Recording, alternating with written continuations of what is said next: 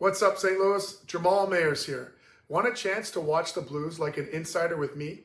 When you become an annual STL Sports Central insider, you're automatically entered to win. We're picking 2 winners, each bringing a guest to join me in the Blues Alumni Suite for the game versus the Edmonton Oilers on Friday, March 13th. That's right, Connor McDavid. We'll have free drinks, heavy appetizers, and an unforgettable night of Blues hockey. Sign up now at STL Sports Central, and I'll see you at the game. And welcome to the Randy Karraker Show here on STL Sports Central, presented by DraftKings, where the crown is yours. Matthew Rocchio is back. It's great to have you with us.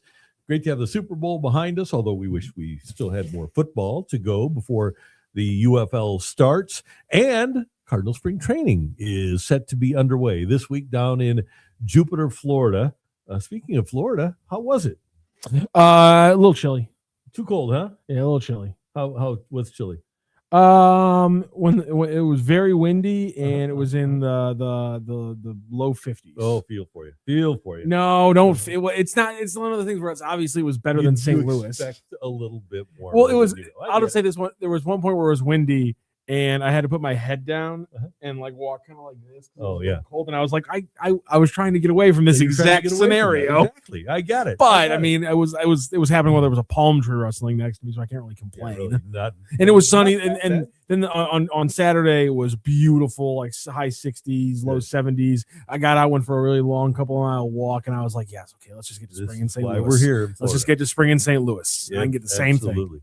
Spring in Florida, and the Cardinals will get things rolling here within the next day or so. They'll get out on the field, and we have a new idea for a right-handed hitter for you, a right-handed hitter that can play the outfield, huh? Well, I mean, when teams like the Pirates start making the big moves for Marcell Ozuna, you gotta maybe make a pivot because any of these Cardinals outfield options are running out, and maybe the anti-veterans chat members will be very happy when the Cardinals just roll with Nelson Velazquez as the potential for some right-handed power. Yeah, but what about Randall Grichuk? I guess that's one option. We could still lean back. Randall Grichuk, good athlete, good power. Why not? Maybe he's down to take a snowball's chance that he gets 400 or 500 at bats, and then he can maybe pop, get traded, sign a big contract next year, or get that option deal that we keep talking about. That I think. I know Katie Wu was just writing about that in The Athletic last week about how if they do sign an outfielder, it'll be very similar to the deals they gave Dustin May and Ryan Stanek and things like that. And I guess Randall Grichuk really does kind of walk in line with all those thought processes alongside those pitchers. I would think that the Cardinals will want to find out exactly how healthy Lars Nootbaar is before signing that guy. So I would think that if they're going to sign a guy, that'd be my guess, just a guess, that it would be later in the week after they get a look at Nootbaar's heels and find out if he has a chance to play on opening day. Because if Nootbaar is there for you on opening day, then you have 4 outfielders. You have Nootbaar, Victor Scott, and Walker with Church in the outfield. And then your infield will be the 4 starters, let's say Gorman, Wynn, Weatherholt, and Burleson with Sajaci and Fermin as your backup. So that's 10 of your 13 position players. And then you have 3 catchers. And he'll be cheap too, based on what he was getting paid with the Diamondbacks the last few years. You can get him for $2-3 million. Yeah, and then again, if he pops a little bit in 250 at bats, I don't know. Maybe there's something there for him. So I guess what the Cardinals also need to figure out is what they're going to do at the catcher position. Is Pozo going to be here? Because Pages, Crooks, Pozo. And then if you have Bernal at AAA and Rodriguez at AA, that would take care of your Herrera would be your DH, theoretically speaking, on opening day. So I think that you kind of have your roster. So if you sign a guy, it's going to be depth or desperation. I still think, or Church doesn't make it. I still think there's again, we're changing our tune about him. A lot of fans now are you can play AAA. A lot of fans right now can't believe that we're not talking more, that we didn't include Brian Torres in our draft, because obviously 27-year-old, 28-year-old AAA players are usually the guys who get a lot of chances. Yeah, maybe you should get more. They just usually aren't given the chances to really flourish when you have so many other young players that are trying to find out who they are. I think he would have to have a shocking camp. I really think that from a position player standpoint, those guys that we just named are the guys that are going to be on the team, unless they sign a free agent to replace Church. But 4 outfielders, 6 infielders, a DH, and catchers. So and maybe Pozo doesn't make it. So maybe you'd be able to slide a guy like him in there if you decided that, for example, you weren't going to have Pozo on your roster. So it would be Crooks, Pajes, Herrera. So you still have your DH spot too. Enrico Palazzo said, I thought the Cardinals had their right-handed outfielder. No, they signed a right-handed third baseman over the weekend, Brian Ramos. Yeah. But he also has 120 career major league at-bats. Right. Yeah. I don't think that he's brought in again unless something untoward happens. So, but I think this roster will come together pretty quickly. I would be surprised, and maybe a guy like Fermin would be vulnerable, and the Cardinals would make. I thought you were going to say they were going to play him in left field. Oh no, I would think that there's a chance that he could possibly not even make the team as a casualty to a bat like Randall Grigic. Yeah, yeah. But then, see, the thing is, then a guy like JC can play anywhere. If you win in the second inning of a game to a bad back, how long would you have had that? About a week back. If that happens, here's what happens for you. Memphis is 4 hours away. So if you lose a guy in the second inning, so JC moves to second or whatever, Weatherholt plays short for the rest of the game, and then the next day you bring somebody up. So if you don't have Fermin and you only have one extra infielder that can play every one of the positions, you're fine. It's not a big deal. Enrico Palazzo says, Ramos, Velazquez, and Torres, the position player holy trinity. Oh, you're thinking they do all have a little bit similar profiles. In fact, Casey Lawrence, Chris Vanderhaa. Although it's not fair, Ramos is 23 and has already had some major league time, whereas Torres is 20, 27, 28 and hasn't yet. And Velasquez is the same thing. That's we're not comparing complete apples to oranges there. Just saying, but I like where you're going with the thought process here. The Holy Trinity was so mean. I don't want to be that. It was a little mean. We kind of called them Holy Trinity. Yeah, but you got to admit we were doing it a little. It was a little mean though. Well, I think the team won 71 games. The team did win 71 games, and it was pretty bad. And it's gonna be it's not gonna be as bad this year. We have to go back. It won't be as bad this year, right? I need to think. Just tell me that. Who was it? Won't be as bad this year. They will win at least 72. So we got to go back and figure out who the third. So it was C-Law, Casey Lawrence, Chris Vanderhaa, and also known as Drew Verhagen. Drew Verhagen. There you go. Well done. Neither of the names were even anywhere close to correct, but we called him Chris Vanderhaa. And then the other one was, we'll figure it out here. Oh, man. My big thing, as you try to figure that out, I still think, because you were talking about it earlier. Oh, was it James Nail? No, it wasn't. It wasn't Jacob Barnes, was it? I think it might have been Jacob Barnes. That sounds a lot more correct. Jacob Barnes sounds a lot more correct, actually.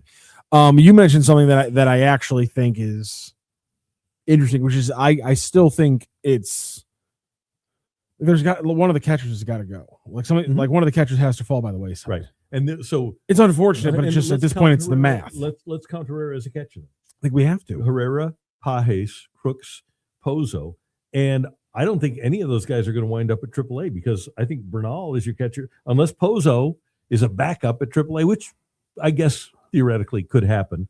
But and they really don't have. But I'm saying at the major league level, one of those guys has to fall by the wayside. Yeah. And let's see what Ivan Herrera does as a catcher. By all accounts, speaking to people in the organization, they're really happy with what he's been able to do this offseason in terms of his commitment to the craft, in terms of knowing the pitching staff, being able to manage the pitching staff. Now, getting into games is a different animal altogether.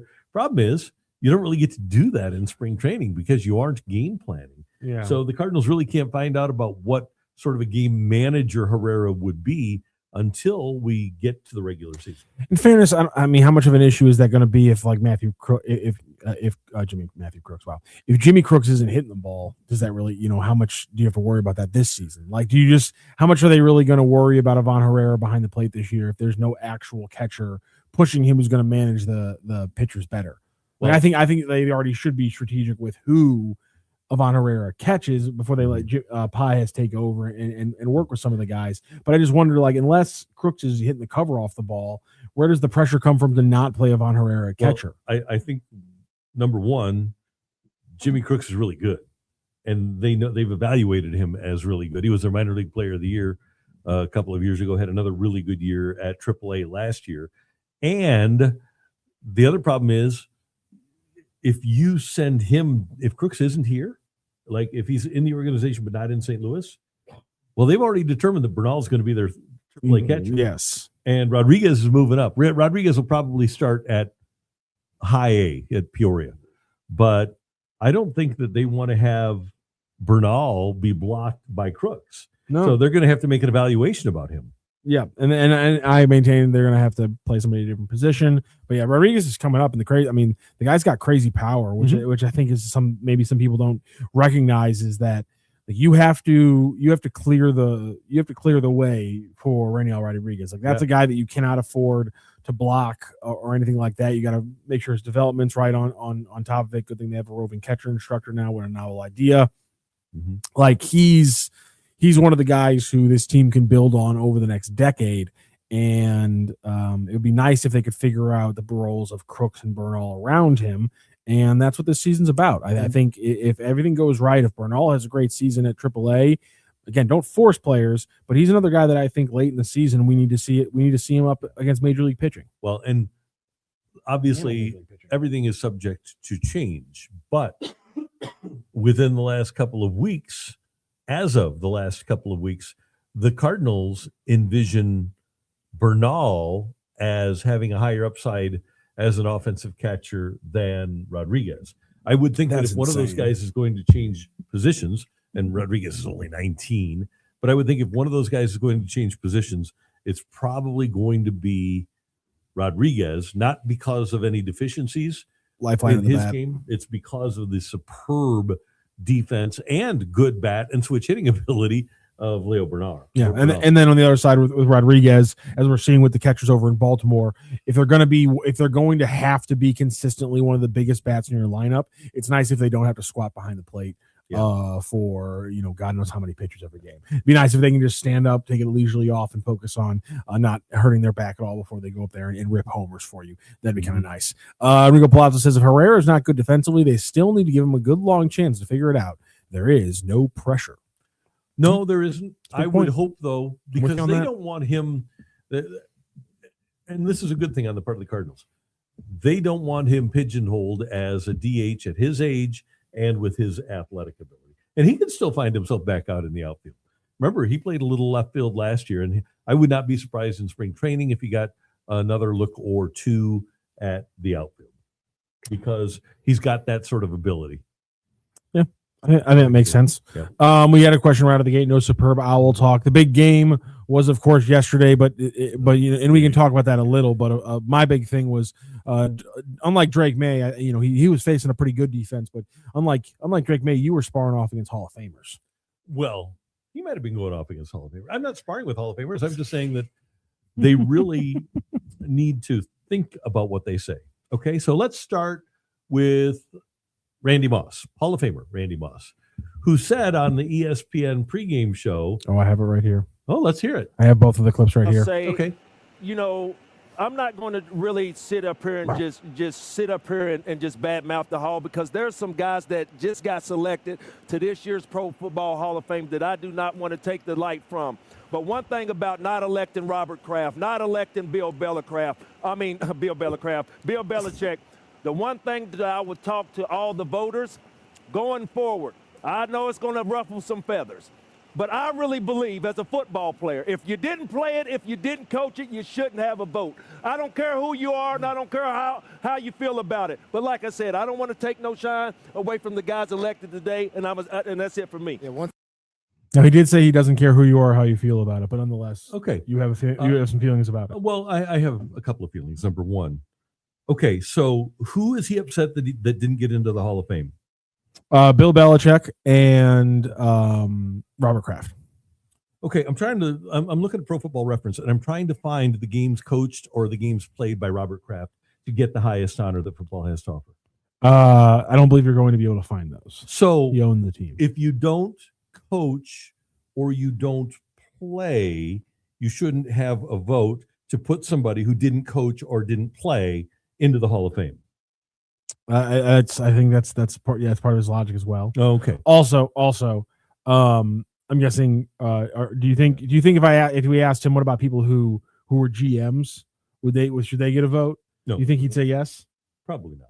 I see, or maybe even former coaches who are also in the Hall of Fame, because those we'll see in another clip. Well, no, although he hasn't gone public with it, there are people who would fall under Randy Moss's distinction who did not, it appears, vote for either or both of Bill Belichick or Robert Kraft for petty emotional reasons, which is why I think you have people who, the majority of who in their career have successfully been non-biased. So I want to go back to Randy Moss, though, for just a moment, because what he said was incredibly disrespectful.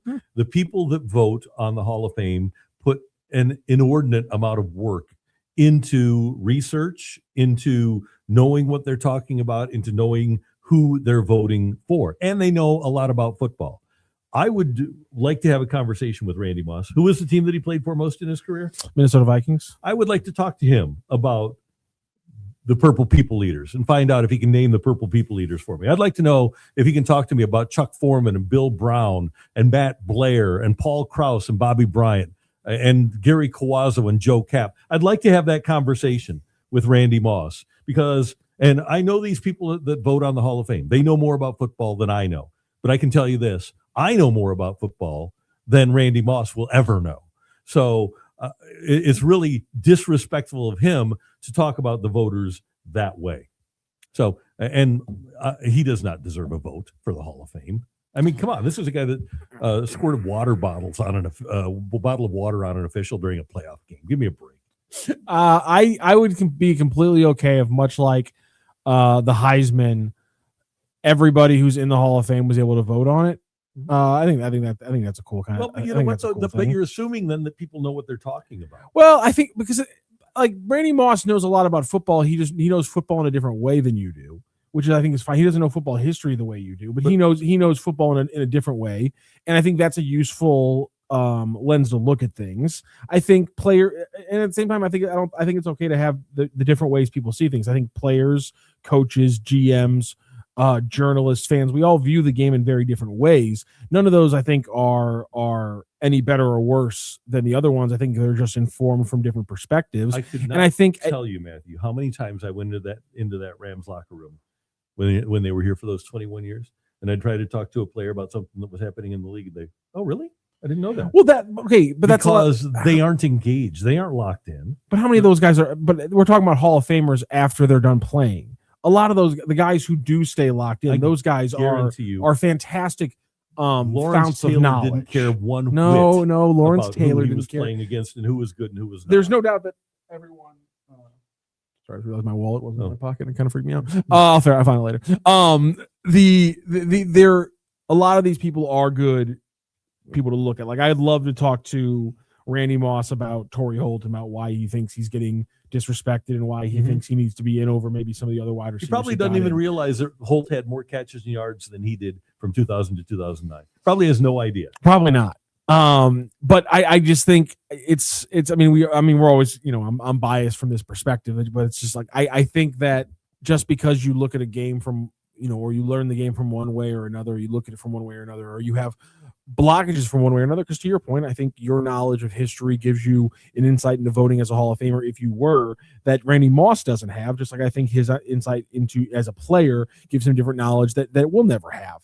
And so that's why I think this is a very unproductive argument that Moss has of just like, if you didn't play or if you weren't a coach, you can't have knowledge because, and obviously I'm going to be biased to that because I'm somebody who didn't play and didn't coach and purports to have knowledge of this stuff. Let me ask this question. And I'd like to ask. I'm a little biased, but still. I'd like to know how much you watched Orlando Pace play. Yeah, I'd probably not a lot. If he was watching tape, he was watching defense, right? Yeah, that's true. He wasn't watching Orlando Pace or Walter Jones play. And I'm guaranteeing you that he wasn't watching Sunday and Monday Night Football when he came home. Yeah, I agree. But at the same time, the other side can get it wrong too, because like Mike Sando did a great article about the Hall of Fame in The Athletic, and he put up like the Hall of Fame's like playoff, like he put up Pro Football References like Hall of Fame monitor, and that's a lot of really very interested, in-depth journalists and statisticians who have put that model together for Pro Football Reference. And Pro Football Reference says, I think it had like right now in like the eligible people, it had Willie Anderson as like one of the least likely players to ever become a Hall of Famer. And I'm like, okay, well then the model's wrong, because that's broke. I think it had Willie Anderson as less of a Hall of Fame player than Jason Witten. And I'm sorry, no, Jason Witten's a great player. I'm not trying to denigrate Jason Witten, but like Willie Anderson is a Hall of Famer, and the fact that he hasn't gotten voted is also a tragedy. And like this, and that also gets to the furthering of the conversation about changing the voting, which is that every one of these conversations never has the correct context, which is when you're not going to vote for somebody, it's because you are voting for somebody else. Somebody mentioned over the weekend, they said, how ridiculous is it that Adam Vinatieri and Luke Kuechly go in as first ballot Hall of Famers, but Belichick doesn't, with clearly no understanding of the fact that there were two separate ballots. Yeah. Coaches and owners go in on a Veterans Committee ballot. They had 5 players on the ballot. They could choose 5 players and contributors. And they might have chosen Roger Craig, who went in as the very first player to ever get 1,000 yards rushing and receiving in the same season, was a 3-time Super Bowl champion and a 4-time Pro Bowler for the 49ers. They had Ken Anderson, who was a 4-time passing champ in the National Football League. He was a Super Bowl quarterback. He was an MVP. Might have been L.C. Greenwood, who was the best pass rusher on the most iconic defense in the history of the game. L.C. Greenwood was the best pass rusher on the steel curtain of the Steelers of the 70s. Him and Ken Anderson seem like no-brainers as well. Yeah, and so you had to vote for 3 people, and 3 of them, the players, were likely on their last ballot. Belichick is going to have an opportunity next year. Bill Walsh didn't get until his 4th time. And Kraft is going to have another opportunity. I'm sorry. And that's one of those things. It's just like it shows you how we always have these arguments, but how like once you get away from it, it's so stupid. Can you imagine if we were on the like the hoopla we should have had the first 3 years that Bill Walsh wasn't a Hall of Famer? It's Bill flipping Walsh. Yeah, right. And I think Gibbs took long too. That's another one that's a travesty. He's the best. Was his interrupted because he came back? No, he was already Hall of Famer when he came back. Was he? Okay. Because it had been a few years. Yeah. So I just this Hall of Fame argument, we go through it every year. It always comes down to the same thing, because the next thing is, a lot of people are or before we get into the what people want to hear, let's get into the other NFL Hall of Famer who had some comments. By the way, Gibbs went in after 4 years and his first stint. So it took him. So he retired, and then his 3rd year on the ballot is when Gibbs went in. Joe Gibbs, by the way, winning 3 separate Super Bowls with 3 separate non-Hall of Fame quarterbacks. Pretty impressive. Also, Rodney Harrison, who was sharing dirtiest player in the game when he played. I hated Rodney Harrison so much. Who he was on the set with Tony Dungy, who has not revealed his vote, but a lot of people think he was another person who maybe held some Patriot grudges on that voting committee. He kind of called out Tony Dungy and others like him in the voting process as well. Coaches, any list that doesn't include Bill Belichick at the top is absolutely wrong. And a lot of those players that we mentioned, they're great players. I played with Drew Brees. I played with Adam Vinatieri. But there's nobody more deserving to be in that Hall of Fame than Coach Belichick. I've seen his greatness. I've seen him design defenses to stop your offense. And you just look at the players that he's impacted. He's been unbelievable. And when I look out throughout the Hall of Fame, and even a guy like Tom Brady wouldn't be Tom Brady without Bill Belichick. And that's the disappointing part of it, Coach, and you guys got it wrong. Well, I feel your passion, and I'm with you. And This is about more than Bill Belichick, because in the last 2 years since the rule has been changed, we've had 7 open slots, 7 people who deserve to be in that didn't get in because of this rule change. It has to change. We've been vocal about it as voters, and hopefully it will change. And one last thing, Coach, I know you're talking about the whole process, but when I think of Coach Belichick, I think about greatness. I think about the greatest coach to ever coach, and it just sends a bad sign when Coach Belichick, with 6 Super Bowl rings, he's not in the Hall of Fame as a first ballot, Jack. Yeah, well, thank you both for that perspective. And there we go. That was Rodney Harrison back and forth. Tony Let's Dungy. start with this. Rodney Harrison clearly has no idea, right, that the first ballot guys that went in, who played with Drew Brees, great, in San Diego, and Vinatieri. Okay, different ballots altogether. Okay, not on the same planet, because one was voting for an old-timers committee, a veterans committee. One was voting for contemporary players. They weren't on the same ballot. Belichick and Vinatieri and Brees were not on the same ballot. So one does not relate to the other whatsoever. So it's the 5 names we listed that were on the ballot. Okay, so Bill Belichick deserves to be a first ballot Hall of Famer. I get, if there's anybody who I figure has no respect for the integrity of the competition of the sport, it's Rodney Harrison, because he was very clear, at least with his play, about not about being willing to injure other players and win in a nefarious manner. And football clearly is different than baseball, because in baseball, Manny Ramirez got caught using a performance enhancer, not in the Hall of Fame. Alex Rodriguez got caught using a performance enhancer, not in the Hall of Fame. Rafael Palmeiro got caught using a performance enhancer, not in the Hall of Fame. Are you telling me that getting the signals of the other team and knowing the signals of the other team, if it's not going to help you sway the outcome of the game, why would you do it? So if you're going to tell me that that isn't a performance enhancer, I don't know what is. Not only that, but they admitted to it. He paid a $500,000 fine. His team lost a first-round draft choice, and they didn't argue. As a matter of fact, according to Senator Arlen Specter, Roger Goodell told him that Belichick said he's been doing that. He had been doing that when he got caught in 2007 since he took over the Patriots in 2000. How did Eric Mangini, the coach of the Jets, know to explore whether or not the Patriots were taping signals at the Giants stadium that day, the Jets stadium? How did he know? Because he had been on Belichick's staff. That's why he knew. It had been going on for years. It swayed the competition in sports. It's no different than Jonte Porter leaving the court, feigning an injury so that he could make people money. Now, I don't know if Belichick was doing it to make people money, but he was certainly not adhering to true respect for and adherence to the integrity of the competition. So a lot of people in baseball wouldn't allow him in the Hall of Fame because of that, because he was using that performance enhancer. Clearly doesn't matter in football to guys like Rodney Harrison or even Tom Brady or even Kurt Warner, for that matter. All of these people that say that he deserves to be in the Hall of Fame. I actually give Tony Dungy a little bit of credit for respecting the integrity of the competition in the NFL. This just goes to prove again, and we know, don't we, in St. Louis, there is no integrity in the National Football League. We thought it was just off the field.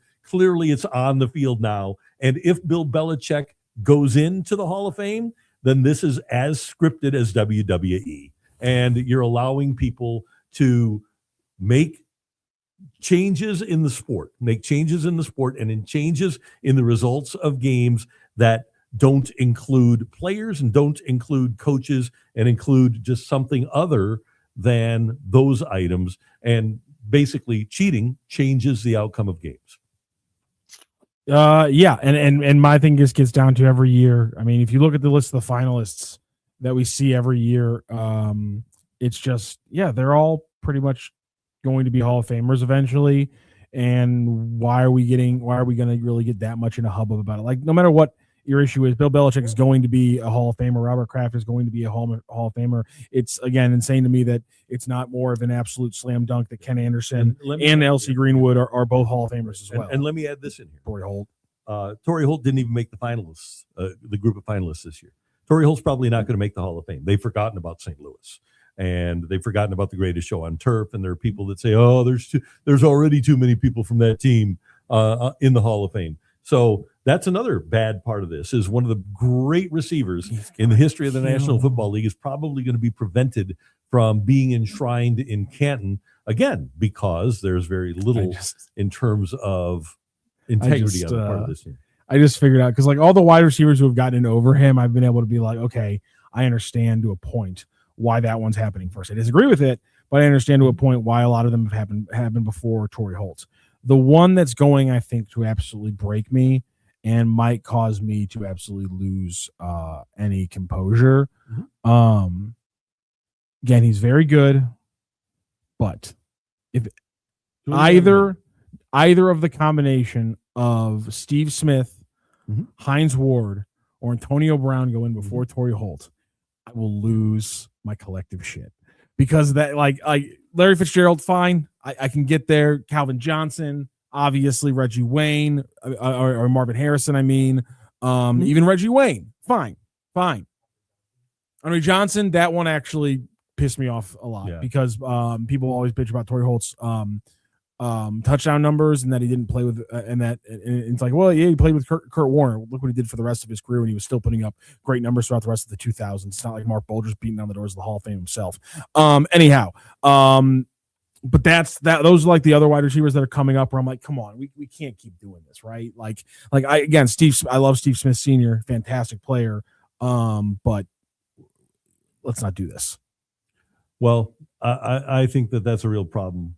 And I'm not absolving, by the way, the Pro Football Hall of Fame. I'm not saying that they're doing a good job. I think they're going to forget about Fred Taylor. Fred Taylor's a Hall of Famer. Yeah. There's no doubt in my mind Fred Taylor's a Hall of Famer. O.J. Anderson should be. Like, all these guys who are up too, like Jari Evans, Marshall Yonda, these guys are all going to be Hall of Famers. But and so we do this every year. I don't think they forgot about Torrey Holt. I think he's still going to, because all the numbers, even the nerd numbers, kind of like the Ted Simmons case, even the nerd numbers continue to like push him to the top above guys who are already in. But the problem is that there is a point of no return. For example, Roger Worley, Bernie made sure, not made sure, but he did everything he could that so that Roger Worley could get in his last year of eligibility. And Torrey's going to get to that last year of eligibility, right? We got to get better at giving people their flowers when they deserve it. Yeah. And that's my thing. Is so I don't, and that's the issue. Like, do they need to change the voting? I don't know, because it's just every year we put on issues, but again, it's just you have to make decisions. You have to make cuts. I think they need to get better about not pushing certain players just because of recency bias. Because here's the thing, there's no doubt in my mind that Luke Kuechly deserves to be a Hall of Famer. But I think there's two or three names on that list that I would have gone with before Luke Kuechly. A combination of longevity, championships, those kind of things. I would have gone over Luke Kuechly. So I'm a little bit surprised that we see a guy like that go first. And I think, again, we've seen with the wide receivers constantly, every time a new wide receiver comes up, they put him in over Torrey Holt. Right. And that doesn't make a lot of sense. I think the Hall of Fame could be better about that from a mindset thing. But clearly the Hall of Fame's also pissed off right now because they're not happy that about how the seniors committee voting went. Apparently they don't feel like the voters followed the rules that were given to them and things like that. So I wonder if we do see changes in voting or changes in who votes because Canton's not too pleased about all this. No. And by the way, I think one other thing that we have to keep in mind as St. Louisans is we talk about Torrey Holt is that from a league standpoint, and a lot of the people that are voting on that Hall of Fame are in the pocket of the league. That's why you never heard about or read about, except from Seth Wickersham and Don Van Natta, about what happened to St. Louis. There's still a lot of people that are on that committee that are in the pocket of the league, and the league says, hey, St. Louis sucks. We don't want anything to do with St. Louis. So I think that probably hurts Torrey as well. I wish we would have squeezed everything out of that lawsuit instead of punching on it. Yeah, would have been. You're not the only one. I think a lot of people would have. That would have been nice. Yeah. So that's a shame. And Belichick will be unanimous next year because of the rigmarole here, right? There's no doubt that he's going to be in next year. And actually, they should just have him as the only person on the ballot. Again, my whole thing, and to your point about Robert Kraft earlier, if we're talking about changing the name of voting, you can't. It's disgusting to me that Robert Kraft can be enshrined in Canton and Jim Johnson can't. Crazy. Yep. That Robert Kraft, because he owned a team very successfully, gets to be in Canton, and Al Saunders and Jim Hannafin and Howard Mudd and all these incredible assistant coaches with who didn't just coach well enough, didn't just coach their team up, changed how the game was going to be played in all these different levels. Innovated new ways. I mean, we're talking about guys who invented how we pass block nowadays. And those guys aren't going to be in the Hall of Fame as contributors, but owners are. I hate that so much. It goes right in line with a league that hands the Lombardi Trophy to the owners before any of the players or coaches touch it. In my opinion, the Pro Football Hall of Fame is fraudulent until they start putting assistant coaches and guys who guys who were spearheaded the game. Those people need to be in the Hall of Fame. I don't care if it's a special. We always talk about a special wing in Cooperstown for all the steroid users. We'll make a much more respectable wing in Canton for assistant coaches and position coaches, because clearly, look at we're talking now about the Eagles offensive line coach leaving, Stoutland, who if there was a Hall of Fame availability for assistant coaches would be there eventually when he retires. How much he's going to move the mountains, leaving a team like the Eagles, who has been consistent, turns a guy like Jordan Mailata into Pro Bowlers. When he goes to a new team, how much is that going to change a little bit of the NFL? It's going to be a monumental shift. And until the NFL Hall of Fame figures that out, I don't know what we're carping about. Yeah. By the way, one other thing about the comment from Rodney Harrison. Did Tom Brady leave New England and go to Tampa and win a Super Bowl? I thought you'd jump on he's saying what is what is Tom Brady? It wouldn't be a Tom Brady without a Bill Belichick. I wonder if Brady agrees with that. I think that'd be an interesting to think about. You mama said, would Mike Martz go in as an OC? I would, again, maybe this is a different thing. Maybe they just need to like immortalize this in a different way. I would love it if they like started talking, if they did things where they immortalized like what Mike Martz and like guys like Denny Green did for the West Coast offense as like a builder on of the Bill Walsh, and how they took it from the short passing timing game and they lengthened it by 40 yards downfield. Like that's the kind of stuff that I think is fascinating, and why guys like Mike Martz and those assistant coaches need to get more shine, because that's how the game's being played now, and they're the reason why the game's being played that way. And if Marshall Faulk had it his way, Mike Martz would be in the Hall of Fame. He believes that Martz should be in the Hall of Fame. Marshall believes that Mike changed the way offense is played, and what we're watching now, at least before last night, is a product of the greatest show on turf. And if you've watched football for a long time, you know that, but I don't think that people paid enough attention to what was going on. Tony Dungy's in the Hall of Fame.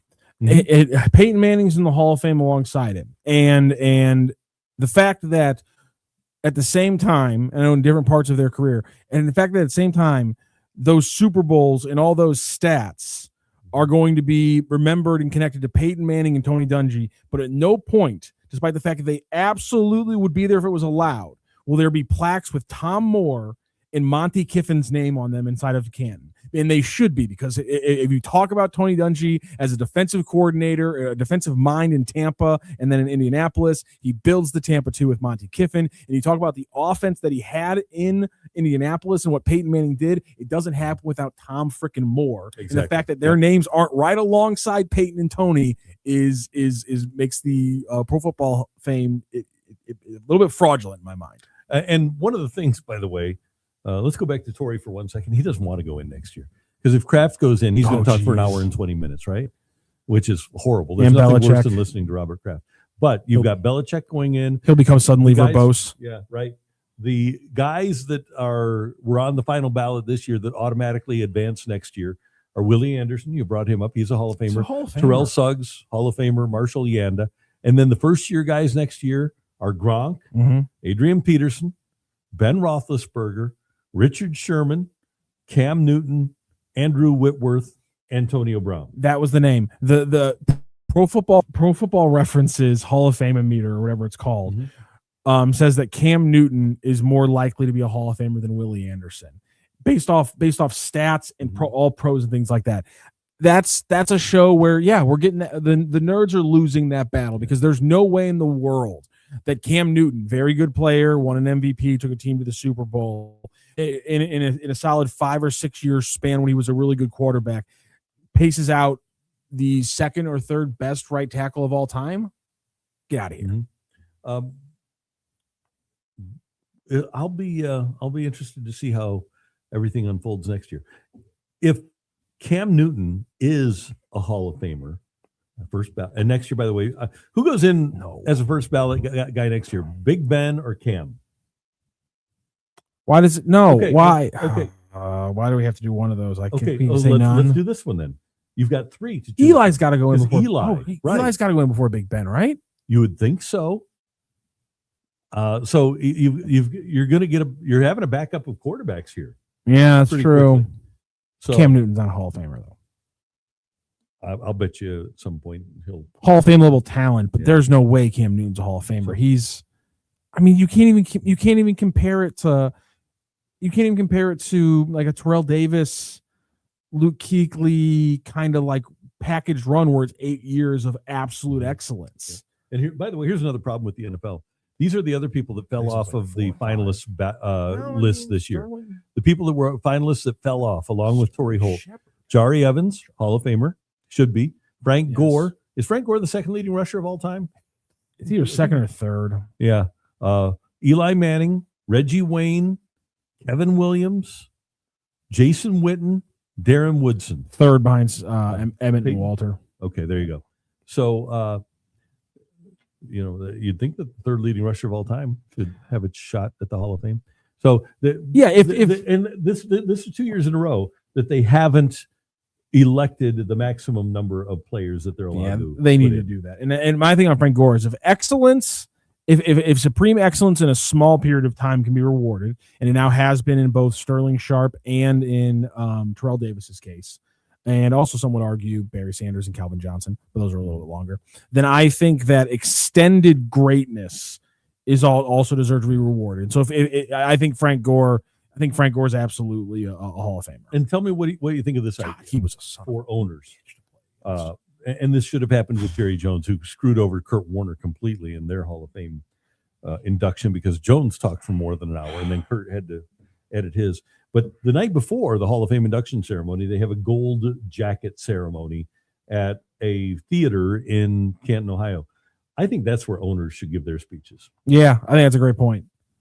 I don't need to hear from Bob Kraft. I get it. Jones. Without their billions of dollars, the league wouldn't exist.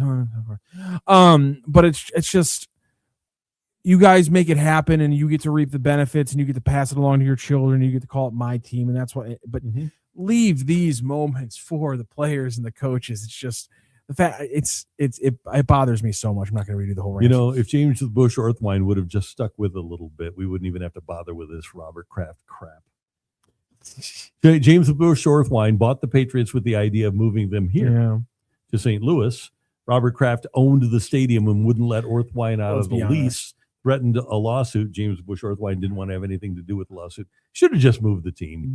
Screw it. Screw you. You can do what you want with your stadium. I might have to pay it off at some point, pay off the lease, but we're moving the team to St. Louis. It should have been the St. Louis Patriots since 1993. There's a Boston franchise though. That's with the way that they were making sure teams got teams in the late 90s and early 2000s. They were giving you just expanded to Carolina and Jacksonville. They were going to leave Boston open. No way. They might have, and maybe Kraft would have gotten the team then. Houston would not have gotten it. And maybe they leave Houston out for a little bit longer, and things go very differently for everybody involved. All right, college basketball. How about our Billikens? They are now in the midst of a 17-game winning streak. Up one in the AP poll from 19 to 18. I believe they're 15th in the net rankings and 25th in KenPom. Another 2-0 week where they had to overcome another pair of poor first half performances before winning both games handily.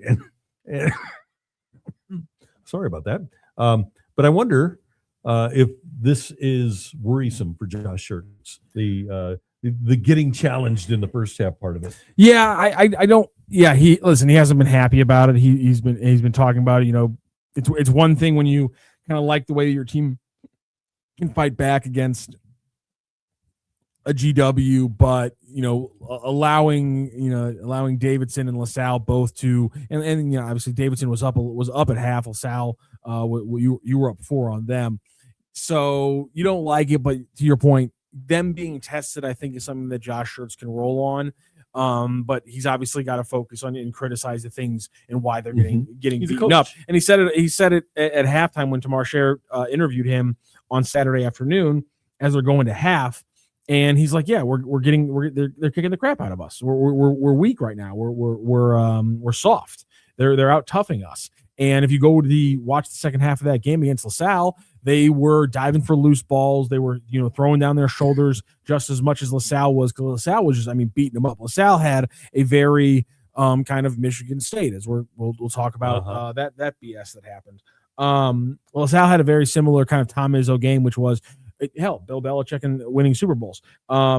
In a way of just they cheated. Well, they did anything until the refs called it. Kind of the idea of do whatever you need to get stops, and we'll reevaluate if they start blowing the whistle. And the refs really weren't blowing the whistle too much, and so LaSalle was just beating the crap out of the Billikens in the first half. Dockery was just shoving guys out of the way on drives and getting no offensive calls at all. He was pushing guys out of the way before rebounds. He was pushing guys out of the way to open up passing lanes and then getting like 4 or 5 assists in the game. He was killing the Billikens with just pure physicality, and that's one thing the Billikens haven't really gotten faced with too many times in the A10. And when they have, they've been able to out athletic people, right. But you can be a superior athlete by still playing a little soft. And that was the first half. Second half, they toughened up. Then also they did what they always do. Somebody finds a way to get hot from deep, and the game kind of snowballs away from the opponent. I'm interested to see at what point SLU loses a game and then how they lose it, because it's going to happen. They're going to lose a game. And by the way, I think it'll be good for them to lose a game. But sure, Randy, okay. I just don't know. You don't think it'll be good for them to lose a game? No, you're saying they're going to lose a game. And obviously I think there's plenty of chances. In a couple weeks we do our pregame showdown at the Key before the VCU game. That's a game 20th. That could be live. This weekend they travel up to Chicago. It'd be a terrible loss. Everything would have to go wrong for them to lose to Loyola Chicago. They've been terrible this season up in Chicago, but things could still go wrong in other games. What are they going to be? Well, it's what we just saw against LaSalle. It's getting out physical. LaSalle beat them up 7-1 on the offensive boards in the first half. I think they actually beat them up like 7-3 on the offensive boards in the second half. So you didn't do that much better closing out them on the offensive glass. You just hit a lot of shots, and so you were trading 3s and 2s, and eventually that one's going to start playing in the Billikens' favor. So offensive rebounds is one. They turn the ball over too many times, and it's not necessarily the team's besting them, jumping passing routes. They throw stupid passes and they play too fast at times and get ahead of themselves. Those are the big things right now. And also they foul too many times without getting enough fouls called on them. And part of that is a whistle that just never seems to favor them. And if that's not going to be the case, well, then you got to tighten things up and you got to find a way to get points elsewhere. Billikens at Loyola on Friday, and then at Rhode Island on Tuesday the 17th. And then the two probably tough. Those 2 road games right there are going to be tough. But then February 20th, that's a game that we will be at the Key ahead of against VCU, and that is a 6 o'clock start. And then on February 24th, on Saturday or Tuesday, they're at Dayton. So they'll have their hands full with those back-to-backers against VCU and Dayton. And especially because the first thing that LaSalle was this year was a team seeing the Billikens for a second time. And so how are teams adapting to the Billikens? You saw it from LaSalle. Dockery had a really quiet game in the home game for LaSalle. So they're on the road. They're facing the Billikens for the second time, and they kind of see it. If you just flummox this team by smacking the crap out of them, because apparently even at home they don't get a home whistle. You can get into the Billikens kitchen, because you can get into a lot of teams' kitchen that way. You can get into one of the best offenses the NFL's ever seen by just hacking the living daylights out of people when you shouldn't be allowed to, and somehow not getting the calls against you. Kind of like Michigan State against Illinois. Kind of like Michigan State against Illinois, as I said, tripped up. Ha ha ha. Izzo, I love me some Draymond Green, I love me some Tom Izzo, but the shit hackery needs to be stopped, and stopped quick up in Spartyville.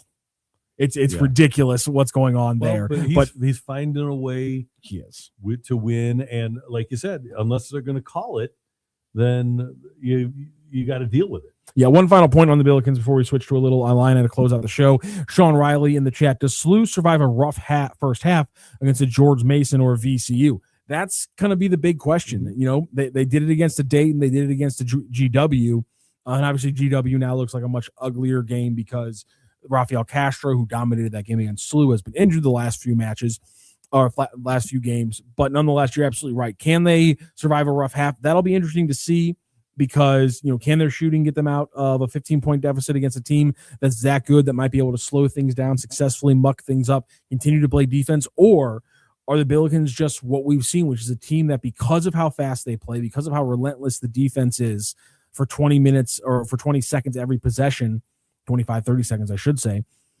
you know, do teams just always wither in the last 12 minutes or so against the Billikens? Because that's been the case in all these games where they've made comebacks. The two games where they've been down at half, you know, the other team withers late into the second half because the Billikens are just always right there.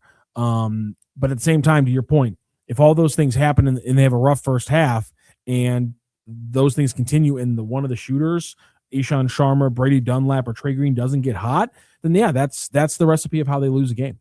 All right, the Fighting Illini, as we mentioned, fall to Michigan State. Not a disaster, losing there and losing to a Tom Izzo team, but it does cause the Illini to fall to number 8 in the AP poll, and they are number 7 now in the coaches poll. Yeah, a little tumble there for the Fighting Illini. It was a really close game. They should have been in command, but just late. You know, every once in a while, that's what a Tom Izzo team is going to do. You know, they had like an 80% chance to win or something along those lines when you go into the final 3 or 4 minutes, but that's when games are decided. And the reason why Tom Izzo always has high rankings and never follows through with them in the last 20 years is because his team plays extremely tough, and sometimes that toughness crosses the line. And right now, when it comes to Jeremy Fears, the toughness is crossing a line. Yeah, absolutely. And Mizzou goes to South Carolina, and they trample the Gamecocks. Mark Mitchell, who is incredibly consistent. I want to ask about him in a moment. I want to ask your opinion of Mitchell. But not only that, but they got good work out of T.O. Barrett. He played really well, and they closed out really well. It was but far from a hostile environment that Mizzou won at, but you got to go on the road and win, and they did against a team that's really struggling this year. Yeah, it was a really interesting game. You know, Mark Mitchell is the biggest thing to talk about. I will continue to keep harping on why are you not finding easier ways to get a 6'11" sharpshooter involved in the offense? Why is Trent Pierce not right alongside Stone and Mitchell as like a 3-headed, you know, Cerberus Hydra-like offense? Why is that not the case? You figured out what's the more steadier hand on the prow, if you will, in T.O. Barrett over a struggling Ant Robinson, who still also needs to find out what his real role is coming off the bench. You got Mark Mitchell's game. Sean Phillips at times can have big games against usually worse teams, and get the 6'11" shooter involved more often. That's my biggest thing. And I think I will continue to talk about that, even though you are going to ask me about Mark Mitchell, because they are directly connected in my mind. Do you think he's the number 1 pick? No, we talked about that this morning. I think because while he's shown some defensive prowess, I think that to be a first-round pick in today's NBA at his size, which is what, 6'9", 235. We're calling Mark Mitchell 6'9", 235 or so. You're probably, and he's not a knockdown shooter. So we're talking about a small ball 5. Or 4 who can make things happen in different ways offensively. But anyway, we're talking about a guy who has to guard both guys who are stronger than him, which I think he can do. That checks off one box. But the other thing is in the NBA, I know people don't think the NBA plays defense, but trust me, it matters because everyone's talking about getting into the playoffs, and then that's when they start playing defense. Mm-hmm. Can you move your feet on the perimeter against a smaller player after a defensive switch? So that's my question with Mark Mitchell is, can he stay with a 6'3" guard or a 6'4" shooting guard in the NBA and stick with them on the perimeter so that they can play a successful switch defense in the NBA? I don't know about that one. You have the fact that he isn't a very good shooter, but when you look at the athleticism, his ability to get into the paint, his ability to pass in the transition, off the post, on the short roll, in the pick and roll and things like that, all of those things tell me he could be a small ball 5 in the NBA. So then look at like how some local guys have worked out. DeMarre Carroll wasn't a shooter, but he became a shooter in the NBA, and then he signed a multiple 3-and-D contracts. Jordan Goodwin, no one thought he was going to be an NBA player because of his shot, but he worked his ass off, did the things he was good at, got himself into NBA camps and G League teams, worked with shot doctors, figured his shot out, and now he's going to be a guy who signs a solid starter level or sixth-man level contract in the NBA. I think right now, if we're talking about where he is in the draft, I think that he would go in the early second round, because if you can find the shot with him, you got yourself a nice small ball 5. Joe Lunardi's bracketology. His feature story in the latest bracketology is about St. Louis U. He says, what we're witnessing is an analytical unicorn, one to be very wary of picking against come March. And he still has SLU as a 7th seed right here in St. Louis come March. He also has Illinois in the same bracket as a 2, Georgia and Charleston. His last 4 in: Miami, Texas, New Mexico, Ohio State. First 4 out: California, San Diego State, Virginia, and Oklahoma State. The next 4 out, so the 6th team out, that would be Seton Hall, Mizzou, TCU, and Baylor. Those would be the teams ranked 73 through 76 that missed the cut. So Mizzou with some work to do, but not out of the realm of possibility that they could land in the NCAA tournament. No, not at all. They got to put in a lot of work though, and win a couple big games. And we'll see if that's going to be enough. Eris Mo says Pierce had starter minutes in that game. They're using him. They are finally playing him back-to-back games with more than 30 minutes for him. My thing is still, and he was cold. He only went 1 for 5. I would argue that they're not getting him as open of looks as they could. And I'd argue that him almost never, ever taking double-digit shots in a game is a mistake. I'm watching the Billikens right now. I'm seeing Trent Green take 10 3-point shots in a game. I'm seeing Ishan Sharma take 8 3-point shots in a game. Not shots, 3-point shots. We're talking about Trent Pierce getting 3 or 4 or 5 in a lot of these games. I'm not saying that they're not playing him more. They are. I'm not saying that they're not getting him a couple more possessions and usage rate. I'm saying they're not utilizing him enough, because when you have that weapon at that size, listen, all he should need is a couple of screens. And if one guy, hits a body with that screen, you're going to have enough space that even if they contest the shot, he's 6'11". If he says, most shooters, as long as they see the rim, they're fine. He's always going to see the rim as long as you put him in enough action. And again, I haven't seen enough action where they're putting Trent Pierce and Mitchell into actions together. And maybe I'm overrating what Mitchell can do as the ball handler in a pick and roll. Maybe he's one of those guys where he's a good passer, but it's got to be off the blow block, off the elbow, maybe running things at the top of the key as a trigger. I think I've seen enough Mark Mitchell plays on the short roll, which is where you set the pick and roll, you start rolling, and then you get the pass really early, usually around the free throw line extended, where he gets that. As soon as he has that pass there should be weak side action with pin down screens and Princeton screens and all these different kind of screens. There should be weak side action where T.O. Barrett is screening for Trent Pierce to get him freedom, so that when Mark Mitchell comes off on that short roll, he's got a Trent Pierce on the move who just saw a screen. Why are we not seeing that kind of 2-man, 3-man actions that put those guys both in the main play? It's been there a little bit. It hasn't been there enough, is my point. All right. We'll be talking a little Olympics tomorrow. That's it for the Randy Karraker Show on STL Sports Central, presented by DraftKings. where the crown is yours. Wilson doing a great job of getting us on the air. Great job, Matthew. Thank you, sir. As always, and we thank you for being a part of the show. And we'll see you next time right here on STL Sports Central. So long.